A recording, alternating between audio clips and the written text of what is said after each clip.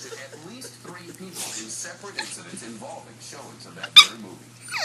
Now, the FBI call that blew the whistle on the New York City Police Department's secret operation to spy on... Came across an apartment where there's some suspicious activity. Where'd he go?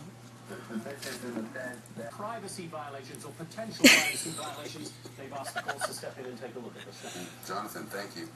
A baseball legend's mother...